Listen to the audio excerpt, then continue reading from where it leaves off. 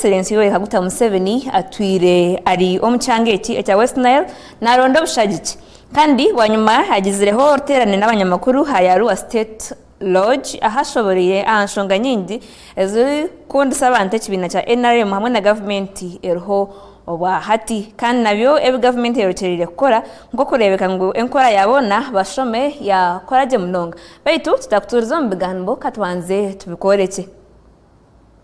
The President and the NRM flag bearer for the 2026-2031 presidential elections. Mzee, you are most welcome to take the appropriate position of the moderator. If you look at the exports of Uganda now, I think there must be like 13 billion now. You check the exports. You check how much Uganda was exporting in 1986. It was not even, I don't think it was even 500 million. But now I think the exports must have hit about 13 billion dollars. Then some value addition, which is beginning,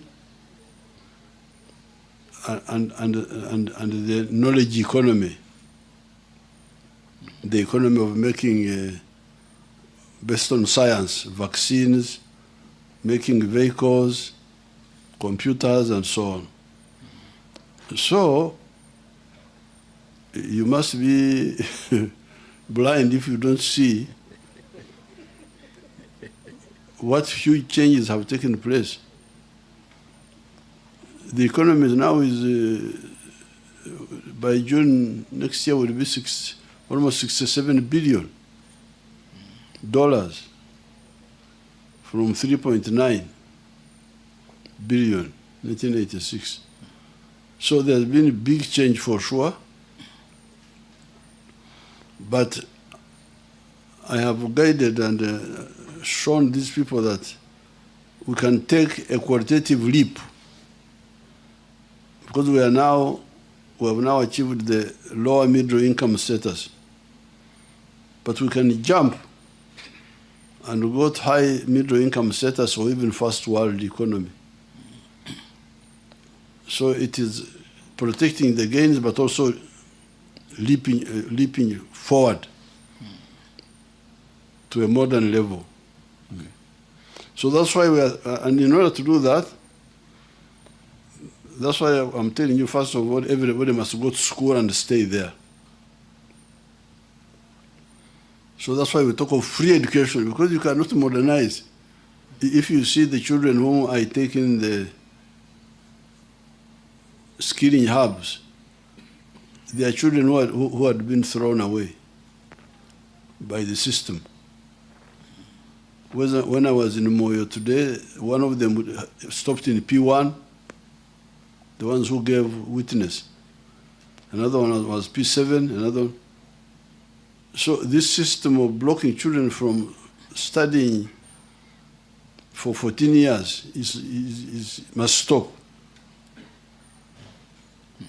Must stop. The people who are behind it must stop.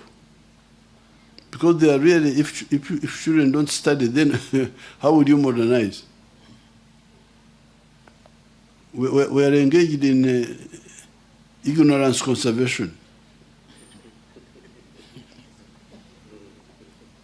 Uganda is famous for conservation. We have got national parks and so on. But now we are also targeting another conservation, to conserve ignorance. Why? How can children go out of school? Why? I've been trying to talk politely to head teachers, foundation bodies. There's a group called PTA. But to modernize, every child must go to school and stay there. Of course, I have never agreed with them, but also I have never fought them. At one time, we even passed a law making it illegal to charge money There was a law passed by Parliament on my request, but it was not implemented. Because at that time we had so many problems. The war with Sudan, coin, so many things. So sometimes because of so many things, we may go slow on some of the other areas. But also to give people time to see their mistake. So that's why I started these skilling hubs. The skilling hubs I started is a resistance. You know, I'm a member of the National Resistance Movement. A serious one. So when I see people playing games, I say, how do I resist? Either peacefully or violently. This time it is peaceful. So people were sabotaging free education using this, because in the school system, I am in partnership with so many people. Members of Parliament, DEO, district political leaders, PTA, foundation body, these are all there. Now, they don't accept my opinion. I don't know why, really. They don't accept. I say free education, they bring back money. You who studied first, you studied free for some years. Then they brought back. So that's why this time, I started these skilling hubs. And you had the testimony of those people. Somebody who dropped out of P1 is now, I don't know what, carpenter and joiner or something. They were giving testimony in Moyo and in Obongi and everywhere. They're giving. Oko twargayo tweyongera n'amakuru gitu agenshonga uri muhezi wa speaker w'ishangiro rihanga mwete Right Honorable Thomas Tayewa yagayo yahiga abo n'abarukadire kibina cya NRM umurkasese district okagayo bakatsimba makanda bakabasa kugumiza muno bahagira abo bantu abakwitse ebendera ze kibina obuhireho abo ababetsimbireho nka independent. Tayewa ibi yabigamba obu yabari mu rukiko orwabahagize b'ekibina cya NRM orwaba ruri aha Purpose Hall omurkasese municipality. Right Honorable Thomas Tayewa omurkasese zoberi yabar hamwe n'abandi bebembezi okurwa mu kibina cya NRM omwamuri na vice chairperson wa NRM Alhaji Moses Chigongo baitu reka tubirebe.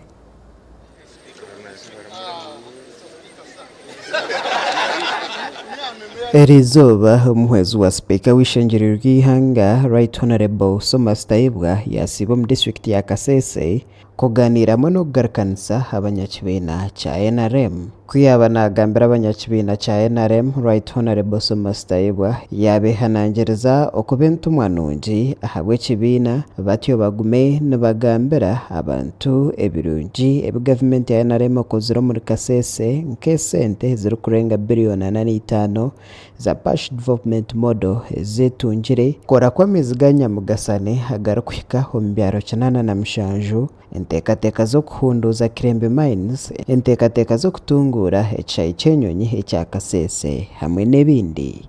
Nimukimanya abantu ba Kasese minister kijaha babanjura investor musya wa Kirembe musya niwe mukama wa Kinyara Sugar niwe na mukama wa Hima Cement yaguze na Hima Cement.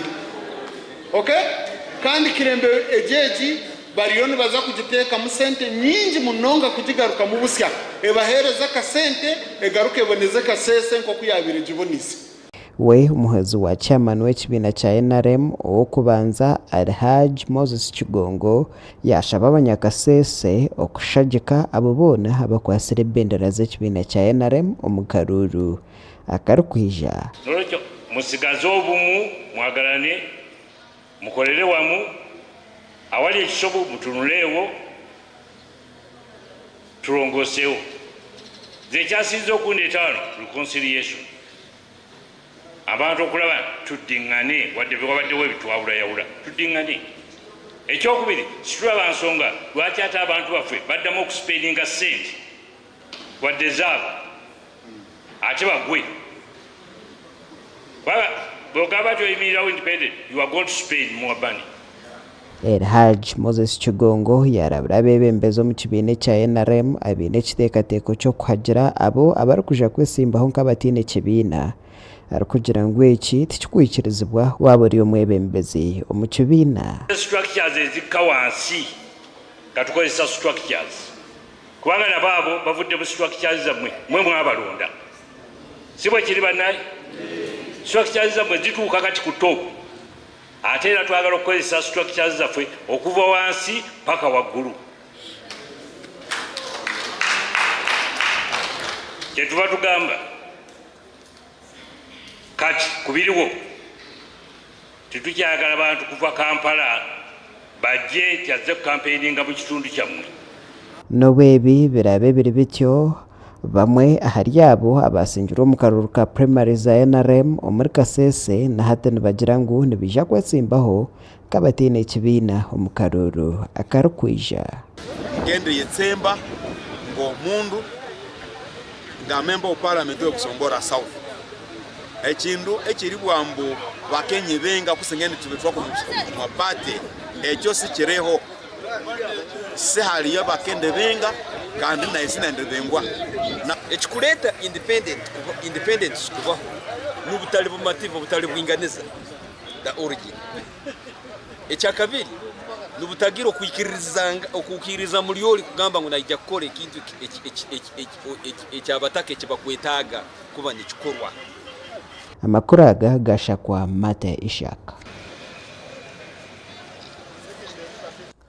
Omakuru agandi enkunzi z'ekibiina kya National Resistance Movement kyete NRM nakyo kibiina kya Rwangisiriza batongoizeho ehururu y'okurondera mukuru w'ihanga His Excellency Yoweri Kaguta Museveni akaruru. Abanyabuhweju bwa hati nibagira ngu nibenda kuhereza President Museveni akaruru igana aharigana kandi hona nibenda kubinga abebembezi bona barikuruga omu rubaju oruri kwakanisa government omu karuru aka karikwija ko mwaka gwa 2026.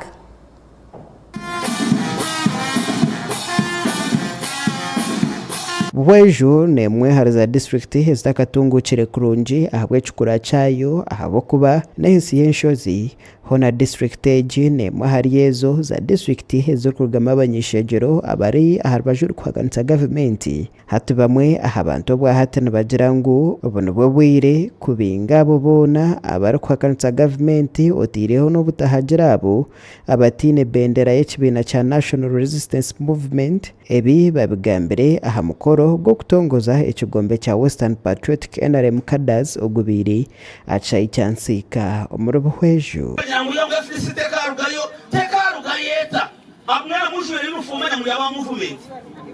Abakazi bano batwala movement abashemana mutwala movement mushikabwanyi mu jambo FreeToAir mu mishibiti wani ruhanga wakabaki.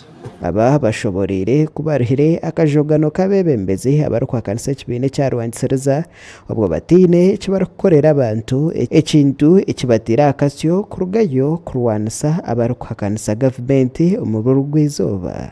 Omusigazi wa MP1 yajerega ba NRM yafire bankabusha batine mugasho rero yagira ati ekiri kunsasa zakubashahina akunja kuba nakahereza nakatena akihari naba yakaheza ka movement yakibi harufu sikatwara kubi munonga ezizime naba ata bakuru emwaba kama kutora bagandira amazima muza kuturondera ubundi buri NRM yite ryaha urgasinana na mkaga eryaha ebyokozere byone nitubireba amashomero gombekire amarwaro yagombeka enguto ryone zikora kongo muntu nohura yakutira ati government ine cyekozere mwentu gihindure tehendije. Konke shongeji egambise bamwe mu babembezi ebishongokere. Problem ya NRM teri PFF, problem ya NRM teri NUP, problem ya NRM teri brigade.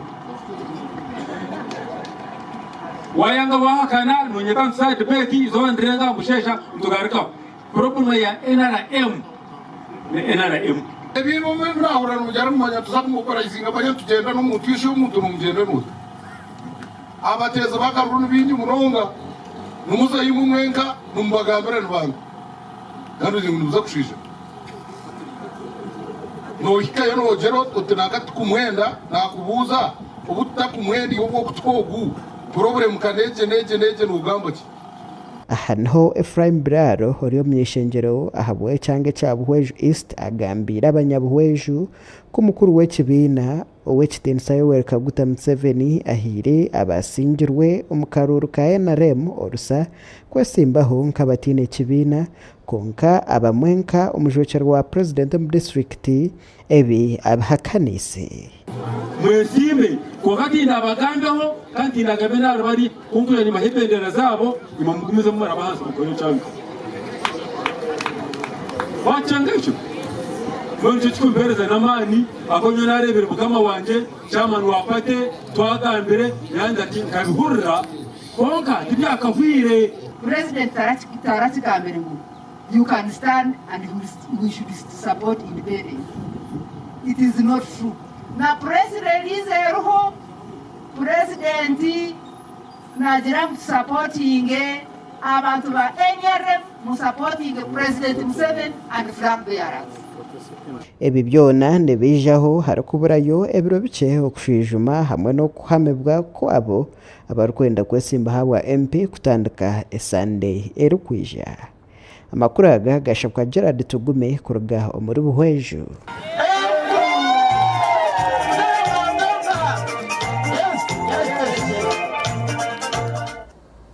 Yabare mnonga Gerard Tugume aha bamakuru ago twaza ko murakate nabanyuma tujana amakuru aganda gutukwinire otarga tayari West ndishila ainembabazi.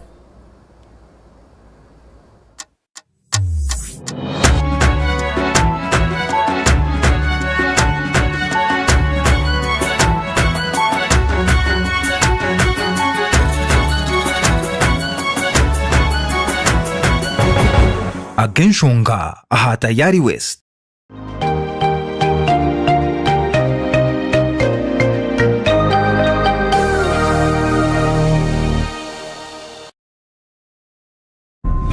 Every journey begins with a strong foundation, from bridges that connect us to power that drives our future, from towers that shape our skyline to railways that carry our stories, from welcoming gateways at Entebbe to the roads that open our protected lands, to the landmarks that define who we are.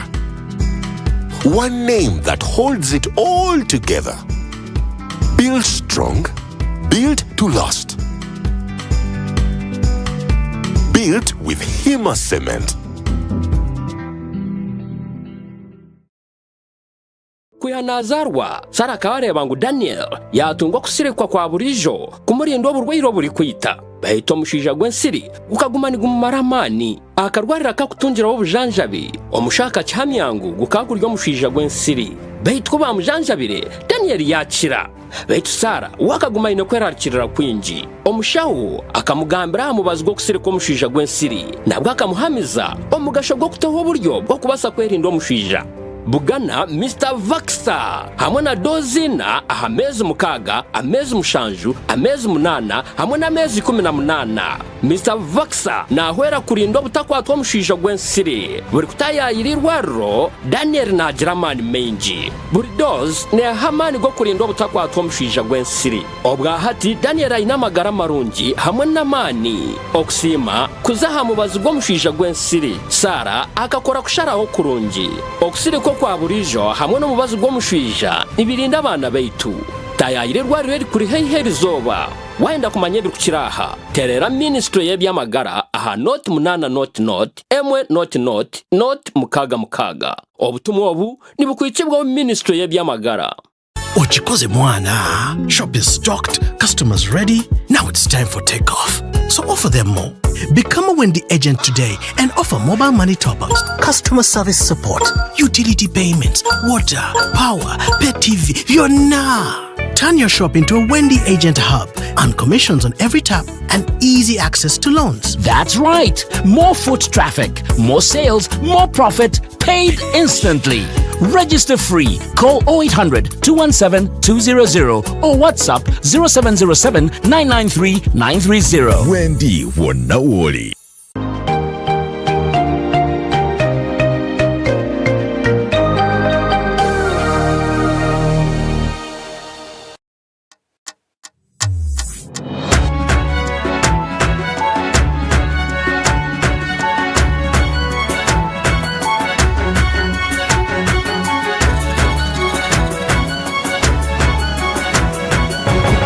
Agenshonga ahata yari west.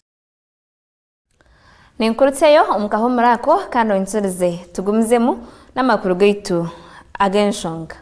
Abakozi aba governmenti eza hansi bahijirwe kurinda obusinge kandi bakakoraje emirimo ya governmenti okwenda ngo buri munyayuganda wena abasiganyirwa on programs za government. Ebi bigambire Lieutenant General Musanyufu Joseph or Permanent Secretary of Ministry y'enshonga zo munda y'ihanga. Baitu reka tubirebere.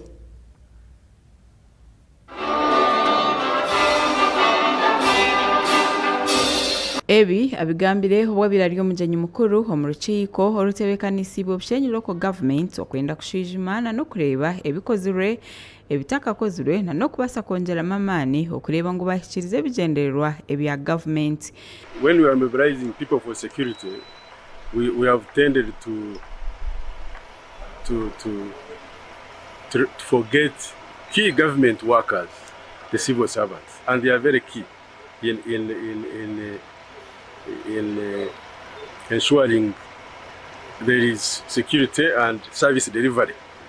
Ngo bintu bakora kwereza abantu services babikoreye kandi wareba nko manifestos nka theme ya manifesto ya NRM no kuprotectinga gains ezi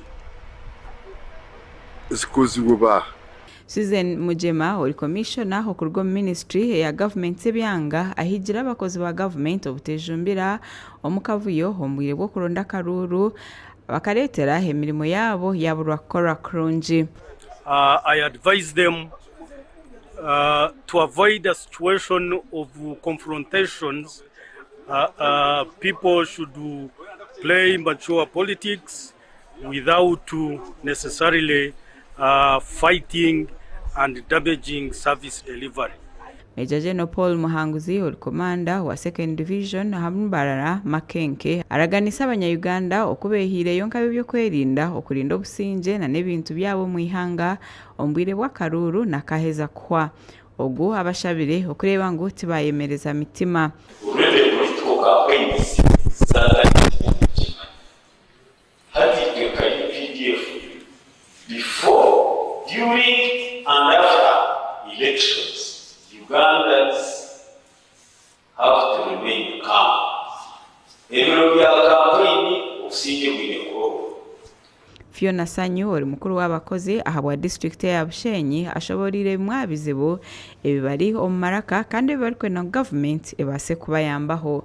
We have an outstanding issue, more or less chronic, of low staffing levels. As Bushenyi district, our staffing levels generally stand at 52%. And of this, where we are hard hit is in health. Susan Mujema araganisa abakozi abegomborora ahamwe na nemiruka okuba rero babatekatekaho ahashonga eyebyentambura ahamwe n'emishara okwasa konjezwa. Of course, tukimanya ngo government in different layers of leadership. Tugire kugura motoka for district chairpersons. Very soon there will be commission. Bazitunge tugire kugura motorcycles as our LOC3 chairpersons.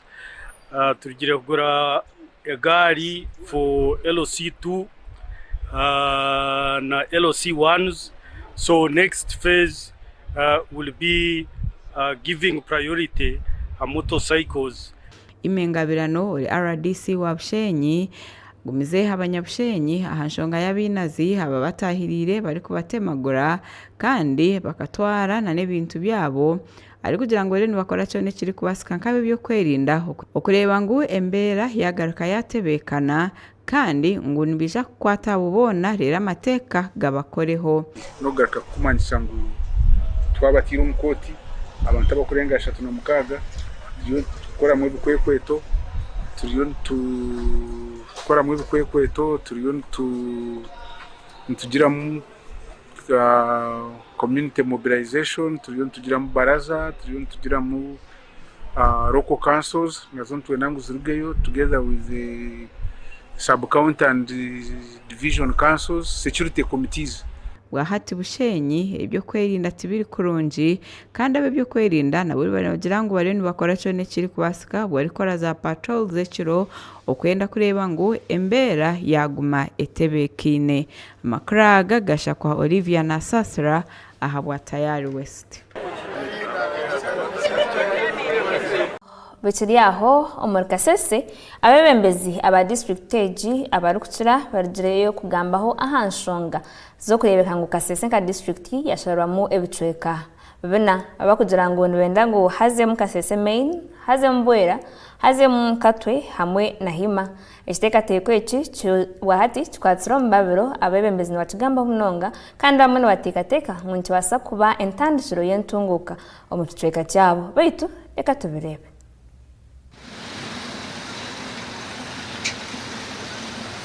abebembezi hamwe n'abatura bo mu district ya Kasese nibagumiza muna no kucumiterza aha kitekateko cyo kushara mu district age Honorable Kabyanga Godfrey State Minister wa ICT na National Guidance nagira ngo hawe district age kashazurwe mu kwenda kusitya abantu buhereza bwahi adukabwira no mutukana kazana na mani manene cyari kiba to isipatara ya Kabere General Hospital irukoki itu aberikazana na mani manene betu utore wa mitu omuli district itore riyabi na uteki hospital so chikama zeni tometu na utise district ini nesia hospital tuketu ngasinga ini eye Bwera yebiye Bwera district eye rukoki yebiye Kasese district betu ne katu yabi na uteyai ne yimi yabi na uteyai we Muhinde Elfaz Bukombi or chairman w'entebe ya katana bwa Kasese nagira ngo kuba kushara mu Kasese bakuratera amashaza nka kugari obwahati kikahwera omukushuganisa kurunje byo buhereza. I was thinking that if they were to consider constituency by constituency, that would be something better. But like many people have theories of saying if we are to have new local governments created, why don't they create them in such a way it begins from the mountain, from the hill down the lake region? Zimwa za districts z'abantu batuire bakushaba ni Hima mu Gishagadi or kansara we Gombora ya Kicwamba aha district nagira ngo ishaza rya Busongora North niriyemarira kuba district ya Hima. It is Busongora North constituency. The way how the constituency is going, that's how the Hima district will also be. Kimwa binte biri kureta hebuzo bingi no kuba kubasa kusharamu ensharo za district sensia nka government yargayo ekecherizana n'ekitenso cyo kusharamu Kasese aha nshongeji natwera ham orkasara wa Nyakatonza ha district nagira ngo okusharamu hakabaho district ya Katwe nikibasa kwera kurebeka ngo okufa aha byetengo by'enganda nk'abasongora abakingwe abanyabindi hamwe n'abafumbira kwabaho. Yes, we can have, because the plan is 4 districts. We have Kasese Main, there is Hima, there is Bwera, and there is Katwe for the ethnic minorities. So, and the challenge is about the boundaries. People want to touch the national park, they are saying the resources, but we are saying if people of Sandara opt to go to Katwe, then why should you stop them from joining Katwe? Because they are the ones who are supposed to be benefiting from this. Obu abantu barikongera kuhajana aha kitekateko cyo kushara mu district ya Kasese, Minister Kabyanga Godfrey nayenda ngo abantu kwetantara kwebaganisamu bakorere hamwe aha bwentunguka. Tunga basaba boru umwatsi w'Ishanganda sie bayamba completely. because no muri ngeri to district abantu ko kuwa bakakanya achangare ke district tabyao na bakakubura uneshi district ngoma ikishebye mu abanyabe banene ikishebye mu basongora bane. That's not the problem, because inje no munanga bya ina noti chakali ya mu katu district sali onde nyariyo anga gwira anu ngikere kampara nga noti ita nga noti take mukono nga noti take mubende. So sali no mdugo mate bwati ngerwe not at all. Agagasha kwa mate Isaac ahabwa tayari Westo Murkases. Oko twargayo abebembezi abitendekero eyo mikono eri ya Uganda Matters Technical Institute Nyarushanje omugombora eya Nyarushanje mu district ne ya Rukunjiri nibetomboitira government kubareka bakagumana bakora ombyombeko ebishakaiza amabati aga asbestos aga ministry y'amagara yarje kajumira ekagira ngo ngarwaza ekokoro. Uganda Matters Technical Institute Nyarushanje ekatandika omwaka gw'orwenda kinana nka polytechnic ahamsinge gwekereziya ombyombeko ebyayombekirwa abajungu ebyombeko by'etendekyereri bikashazibwa amabati agarukumanya nka asbestos agu ministry y'amagara yajumirire ngo nigarwaze kokoro konka na hate itendekyereri nibarushemesezamu abeji. Bachiga Andrew Cohen owashomire ho mu itendekyereri kandi ari hakachiko karkwebembera abazire najangu hariho echetengo cyango cya government kwindura amabataga ahakuba nagateka amagara gabeje omukangara tete. Necho musha mulungi ngi ha board of governors has OB konka challenge yitwina dirishomero Ministry of Health ekachena amabati ga asbestos haziri shomero lichashakaribwe ebizimbe bimwe amabati ga asbestos, and according to Minister of Health ninga shabashomire edia health bajango gomabati garaleta lung cancer. Donat Muramyomwe mukuru w'itendekyereri eri ya Uganda Matters Technical Institute Nyarushanje nagira ngo akahandika amabaruha ahashongeji yagatwara mbo bushoborozi bamuhunama ukaina ichiraha kamanyisa Chief Administrative Officer wa Rukunjiri nawe yahandikira Permanent Secretary Minister of Finance and Planning and Economic Development to requesting a funding ngezwa shale sente zo replacing those iron sheets. A corporate minister as a responsible minister in charge of this institute. Bachiga Andrew Cohen washomire ha itendekyereri kandi ryakachikwa karkwebembera abazire nayongera shaba President Yoweri Museveni kwikiriza okoraganisa kuyakozire ngo Uganda Matters Technical Institute Nyarushanje ekora hansi yambarara University of Science and Technology kwereza diploma na degree. Zishaha tutegerize President Yoweri Museveni ubundi ubone mu campaigns of course ateko kujigambaho akakira mushasha akati waze pledge konkana wali aratangara kula why didn't this university start abeji baliho nabwenje taratandika so bikazokwe mu politics tokamanye abo kuba myaka yaba mingi kubigwenda cyane na gumwe Ebokovu senene omuzire uri kushomeseza mu itendekyereri nagira ngo itendekero ryinabeji bake ahabo kubateriyene mashomo ga diploma hotireho na degree. Abana niba cyahatiya ubweshonga kuja mutaro courses izi government yaragarize tarazirije abo kuba bararuga kunuya baraza kwegera handi baraza kurunda za diploma na za degree ngabo bireba hatwineho diploma twineho degree abana bitu bakaho yogira certificate bashoma na diploma bashoma na degree bagoma abejibo nibagira ngo nibateganisibwa kushoma certificate yonka bakamara bakazenga kuza kongeraho ahandi ni kinshasha hano kushanga ni bakoma national certificate kandi nyowe ninye nantinyege bike imbe engineer kandi tinshemirwe kushanga ngo shemiro mwanya bwito mwishomera bwitu kandi nyenda kuma national certificate honga nakubiye ninye nantinkomenka at least civil engineering mbere umuntu wa mane ndio wi kandi important shemiriwe kushanga umwishomereri yenda kushomera mu certificate yonka rero nkaza handi makuru aga gashakwa Robert Mugabe Borro Konjeri.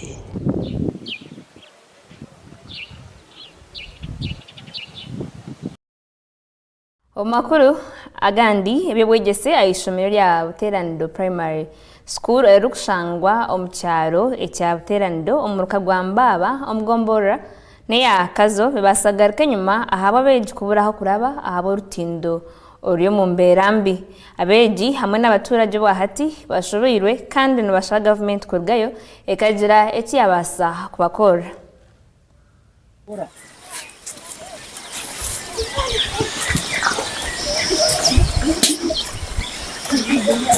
Wahata bashomesa hamwe n'abegyoteyeho n'abazaire b'ishomero lya Buteraniro Primary School bashobangirirwe naho kora by'abana okuza kushoma habo rutindo rukuteranirwa hemigere ebiri ogwanyarsheke hamwe na Norshango kuba riyo mu mberambi. Anishaba government mutuyambe mutorutindo amizigabire kari kuga kwijira abana banasaro mwe babura kushoma mwe bagwamo tuza kweta batsa ayishomero kuza kubihamu abihagwire muka batanu ukizibe kitunga arutindoro twantu wambuka kuza ishomero umwe injira yegwire munonga mizi nigijura shanga bazemba tureta mugongo ngo mu mwana tere kugwamo baraka kumuyamu ishobora government tuyambe oriyo mwegesa ishomere nawe yashobora nko ibyo bwegese bishumire kimwe ahabwekeze ubucyortindoro ukwijura abana bakorwa kiceke cyantambazi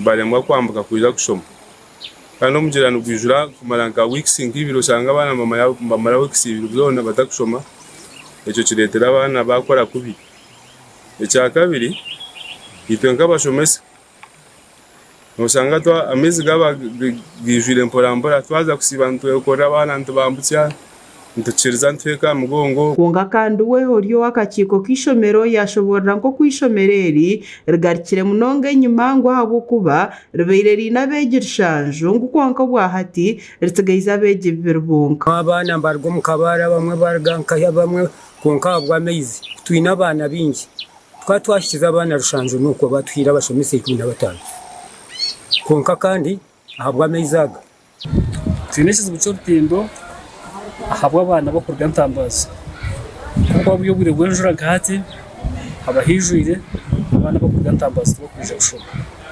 nabona munonga gahato kubaza kuzumbigezo ushanga kuriyo kwetorora hari munonga topista nagira ngo rutindoru bakaba bargambireho abebembezi ngukonka amato bagateire mwe aniza ngasiganisa kandi taratiroho maranga stera government egira tukatize tubukoreho biza bakebera biza bapima nkatere kumugashogwabo mbwena hati gizire kimwe habo kubagamizi n'gargashara gaterana n'ebizuba byo kubyanya bisozi kandi we uri mukuru w'ishomereri Mwesige Julius yayoreko kwerarkerra abo byo bwegese ngo abo kuba n'abashomesa nabo amazing gabatangira omakagabo ngati ibikizo byamiza hifa amiziga ko bagijwire gakomerera abana kandi gakomerera abana bo hari n'abashomesa bakuturo ko busi ushanga amiziga bakwatarayo umushomesa yamarawe esande yona atakizire mu ishomero gushomesa abana hatito kabakuru bishomero turetero kuteganisa kutwakira uriyo muhezi wari umukuru w'entebe ya katano Ntungire Fred yahumuriza abantu abana agira ngo ubonka district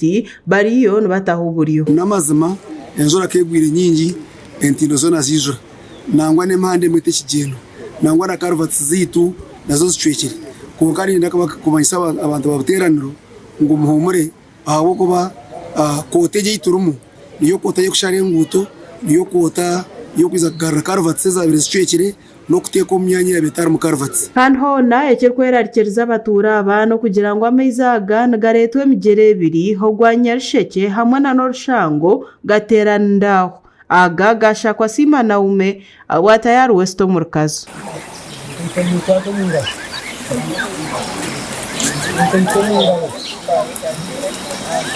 Gatete ngabebembezi abirichuru kwataho babasa kuza kurgayo barebe iki babasa korra abantu baitu abakazo twaza kwata mukate nabanyuma tujana makuru aganda gutwinire aha Tayari West otargaho ndishila ainembabazi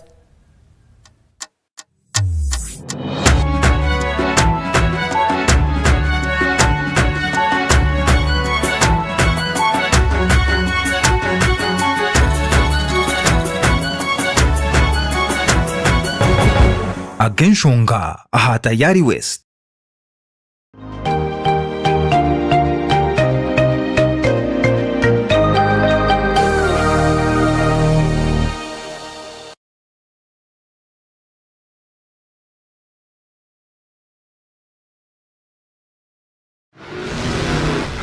Man, valet took forever. There's no valet here. Who took my coat?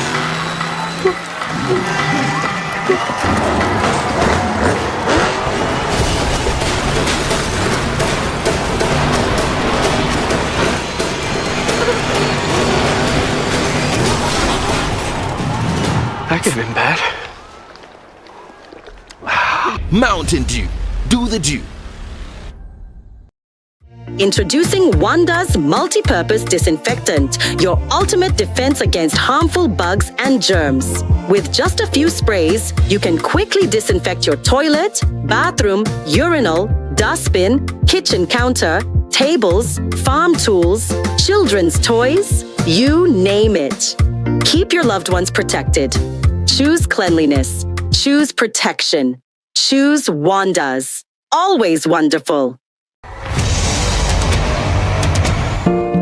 Norabana muno kushashura mutice n'amagoba URA garukire yaho mugisha ugo kwiyaho mutice n'amagoba shashura mushorogo no goli kubanjibwa okuruge nyuma okwisya ebiro 20 by'ukwezi kwa mukaga umwaka 2024 oyine kushashura mushorogo goli kubanjibwa bitaka ikire biro 20 by'ukwezi kwa mukaga umwaka 2026 okugira ngo ubakusasire mutice na n'amagoba agibakutira okusasirwa oko ni kwata aha mishoro eyo mwihanga erimu umushorogo ntasya ninga income tax VAT local excise duty umushoro ugwe bimpangisa ningashurento income tax kandi hamwe na gaming tax okumanye biri kukiraho hicirira ekibanja citu nali oteresi muzitu ezitari zo kushashurira otaferwa mucisha gwa manogo.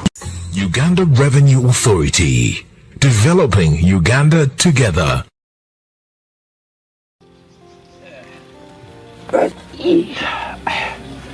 Mucha tompo twizi kunaruha nkashomaho otwizituha mbire nakambire muhame mwami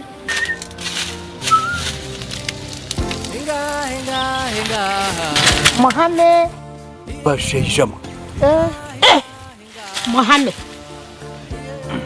bishi muhame no naza kunyo twisote muhame naza kutema kitocho ti muhame muhame no Muhame Financial Services Cooperative Limited nibo bonkabe ine ansa yebizibu byawe byona tungo buhereza bwabo ka Gohe Main Branch Kaberebere Branch Rubindi Branch Gwebikona Branch muri Mbarara Ngarama Branch Butare Mbare Branch Mugaruska Branch Ibanda Branch Sika Branch Kachindo Branch nihagira abashubuzi nihagira abarisa nihagira abahingi wanonda kudabiriza enju abana baza kugaruka hisho mbero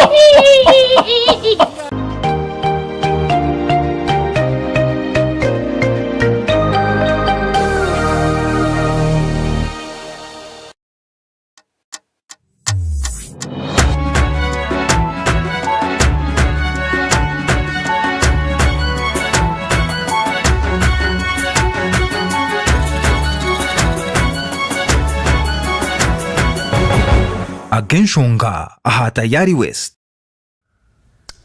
Nenkurutseyo omugabo marako kanonzerezemu tugumizemu n'amakuru gaitu. Agenshonga abaturage okurwa mu byanga ebyakishanje na kacerere omugombora y'abafundi omu district ne ya Rubanda nuboreka okwatwaho bagumize ngo ibura ry'amashanyarazi erengire okwezo kumwe omucyanga cyabo ribaremese kutambuzaje emirimo yabo baitu reka tubirebe. Abantu abana bagira ngo n'ubwire bwa umeme yabire necebembera amashanyarazi mu ihanga bakaba bagira uburemezi ko bwa UEDCL kuyagajiremu bagira amasiko beto teine cyahindukire werbakasigazi umwaha batura nagira ngo nibebuza habwenshi government ishaziremu kubebwa ubwo bagerizeho kugishikira munonga ahanshongeje ubwire bwo twaturi mu umeme konkaga kagarabura munonga twahirwe cyongore cya UDC cyaga twatwatse ubundi bintu byaterera konkana chuhati embere garucire kuko yarere nyuma twebuza n'iki turi kumara amezi kabiri tutine amashanyarazi kandi hanyuma yo kutunga installation y'amashanyarazi aga twagajyamwe amasiku minji za sola tukazirugaho mwenu hati tujyo mu darkness amahure turi informed turaza screen turakora ki mwenu twetumbetwa habwo kwa government tufire onterire simubwire burengwa mu central barampa different numbers konka there is no follow up. Joshua Mwesigwaho ine business ye bara umwanya ogu na Kevin Wamanya uri kusika capati omucyanga nicyo cyumwe batorekere ku ebyo mishuburo yabo biteganisibwa ibura ry'amashanyarazi yagaragirana bakastoma bakabura icyo bamubwira arobwo generator bw'ejo rabero kubwo to generator wonje amashanyarazi ga jendi amashanyarazi araba none kabine bibara barakozesa amashanyarazi harimo abasarura na nicyo bashafata imba amashanyarazi gari ngo turakora lighting bazire mwana hati Godfrey bamutume byabo urucyamana w'entebe ya kabiri abwakishanje parish na yorekangu bashobangirirwe munonga ahabwembererho kandi bakabire nibenda government irahuke kubahwera kureba waya mwabwenye mushana ukashwa gukababura kiteganise munonga hu tubiri tura abana barashomeraho abana betu bamushomera barashomeraho natwe tunga turahweza watunga abagenyi bashitama ahantu ahari kwaka munonga oyireho abamashanyarazi gabuzireho hariho n'ebindi byaro ebigatarashikiremo kandi abokubo nabo batorekere okushasha kwabo Bolecha umeme kuchamazere kugenda amashanyarazi tigati twagaruka kugareba kandi necweka ekibajirizeho kugayisamu garabura tiga kamaraho eshahanka ibiri gari gukora gaba gayijire kandi kuno side yo witu twineyo secondary school twineyo some other institutions konkati twina amashanyarazi kabere cyune za welding harunka barakorera kacerere barakora hajya welding habwo kushanga tuti n'amashanyarazi bakwata umuhanda baza nkahe baza muko ngweno turi kushaba government etitereho buryo za computer zi government yatfire abinibiri tukabiri ntuzikozesa kuyamba community amashomera gatwetorwire primary zone secondary zone zatungekiza buzikijira zifotokopingira hano ya exam yabo tiyo jonka amashanyarazi gino mugasho mwingi Betuwe Rovisa Shemerirwe urukwebembera UEDCR itajeri yakabare yayanga kugamba ahanshongezi agumize ngo omushaci witu abanze areto bahame oburukwereka kwa abantu baresere omukitongoreki barukwereka obutashemererwa bwabo. We have request numbers to confirm that they've reached out to us. You get one of the request numbers and we follow up on it. I don't want to comment on it. Get me a reference number, then we'll find out why. Ibura ry'amashanyarazi ni kimwe ahabizibu ebirukuteganisa munonga ecyange cya kigezi omubwirobo bakuraga gasha kwa job namanya omuru rubanda mwajirugaho mwatwatona gutwara mu mahure generator mwa Omakuru agandi ebintu y'abashubuzi ebikubarwa sente ziri kurenga miliyoni 10 byahiro muro omurukazo town council abashubuzi abarukora hitakeri eriekerezia yakazo parish omurukazo town council baterwa amahungu banyuma y'obujuburu kurenga 5 obire nibakora mu kukwatwa omuri shaha nkamukaga bagakwata umuro shamkaga zaba zigeze rizo baitu reka tubere naho ngaruza gatukwa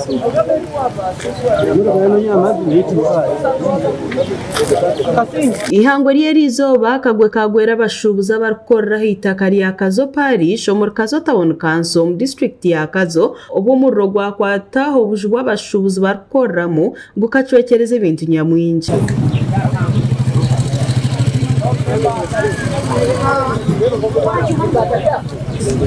Yeni tuzagambira dani cy'umushomo yena basafutusia president akatuyamba abantu basaguma mtubona bwininda bushana obwahata abashubuzi bakazo ebyara babiteire mu nyindo bwanyuma y'emishuburo yabe kurenga miliyoni 10 kwerekerera omurogo ogutakamanyirwe burugo omurogo gwayete ibintu bimwe shanduke z'abafu embaho amakesi hamwe na za hotel kandi abashubuzi hata nibagera sente babiri bazihira muri za roni ngumwe ntubineho kutora twine business y'embaho twine za mashini zo gukora amaguru twine za mashini zo kushatura na nayo kurandimba obwe mote twikoze nengize byoma na nengize biti mwe n'umuryango roni tuzasitwara kandi yenteka teka yanjye kushinda kwa gwarga rufuriki niyo kunimuka tukuza kurumuro kugwayaka medetse mu duke mu furiki kushinda kwa mu gwarga rufuriki ajiro kushasha kwango kuri amashanyarazi garatu bose garetwa mu saruni kuri mu misho gakwata mu factory gagumizamo niho gagara tubandamira ikizu twihamu tunihamu umwana namukadibona n'abashoboza heru umugo gwatangikira ubona gwayose kandi hona bamwe abashubuzi omuna kunyingi bashobora nko kubabire baguriza amataka gabo kongera muri za business ngo mbwe ntata amahungu gabatera ntabwo kumwe kugwara deha musenke ndendozi zita karyanzi bombe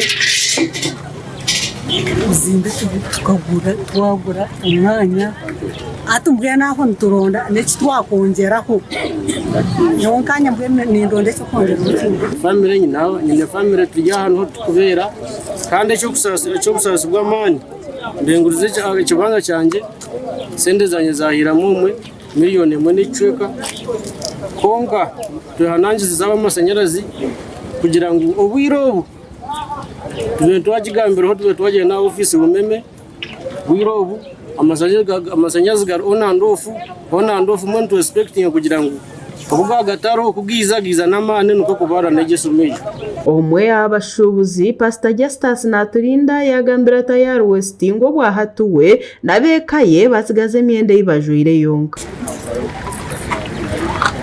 twazo mu rafisi meteka yanjye yaneremera ova miliyoni kacu ibintu byone byabe mwabo kwa yiri miryango 5 yinene nyuma za sport n'abana nyine n'abakozi abantu bona babarumu kugeremera ova miliyoni byabe yaduka yahira muri ibintu byayo byona amafriti za byone bisanga umuduka za minzani biha byone ya setine cyasigara baitu ormeya watabona kanso yakazo nawe yahika mwanya ogu kandi yahumuriza abashubuzaba kandi yaraganisa kuba rukwija kutekaho buriyo bwo kubayirikangera twaza gushitama nka leadership yakazo terebe nambwe nsafishitama nabo tubahandike terebe yamuka kwa sakto twatanise twene nkabe bembezi konka tubayirikangera kuba abo mabene ronzi kandi no mukimanya abantu abenyugu irobo bakora haronzi harimo nabo mu borukuro karo umuntu agwirira agwa icyabo kandi hona polisi ombwira yahiko mwanya ogu ne motoka ya yerkurazo murro kandi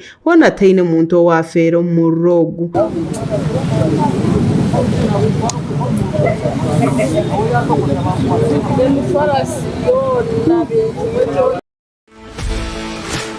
amakuru g'ebyemizano nigakwikibwaho betpaka ikiriza twanjurire betpaka omunyamukago wawe yegejya mukutu gwa betpaka utandika kwangura mpaka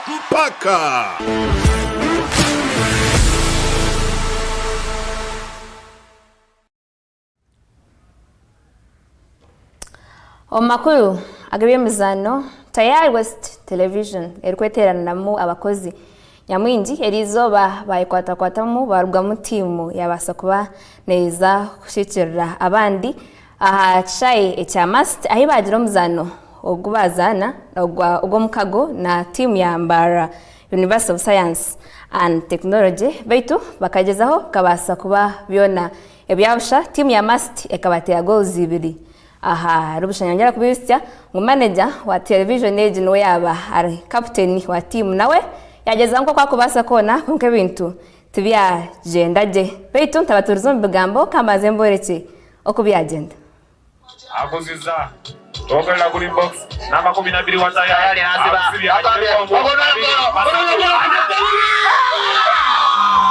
omupiira ogu gwashemeza abahagizi omuzaano wa tiimu ya Mast Chomya Julius yateeba aba Tayari West goro mu dakiika 10 Corona Dakampurra kwongera kufubira tiimu ya Tayari West hari kuteeba goro ya kabiri omu kicweka ky'omuzaano ekya kabiri. Kapiteni wa tiimu ya Mast Benson Kanyesije yashoborra ngu tiimu egi ekozire okutendekwa kurikumara okwetebekanisiza kusinga. Make sure you don't. And that's why you're recording.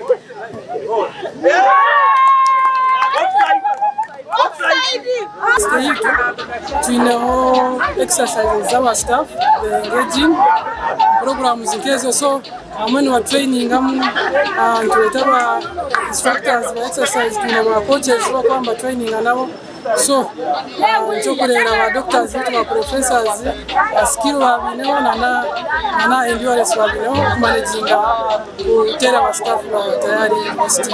We manager wa timu yasingwa ya Tayari West TV Edidi ya Nyakahangura yashoborra habigenderwa by'omupiira ogu.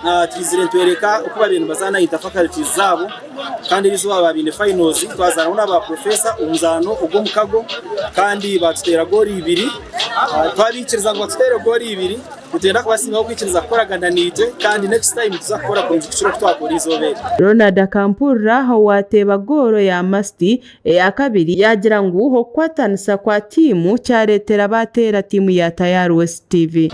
Aina banonya atakoro super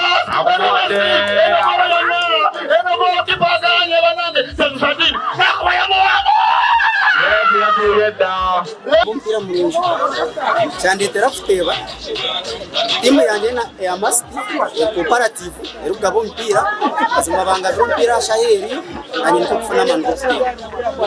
Mukama Anthony omushambi wa Tayari West TV yahamiza abahagizi ba Tayari West TV nko kuba kwija kutamwa amani omuzane rukurataho. Timu ya Mast staff ya wasabati shapati ni subire cyasima cyatumutsi komuzano atayireta kuzenga n'ikimanya abatimu Tayari mu biro bwinji amwe bari mu nyuzo bumwe amwe bari mu yabo so team twine bwire no training so mutsazira bwa result iri zo apati promise next time ndanga triste tubasa kwa omupiira ogu gwabo gwo kubanza ogwa Tayari West TV kandi emizano mingi neza kuba netebekanisibwa hagati ya Tayari West TV na timu zitari zimwe na zimwe omu bwire burkwija. Aga gasha kwa Susan ali no mukisa abwa Tayari West Murimbara.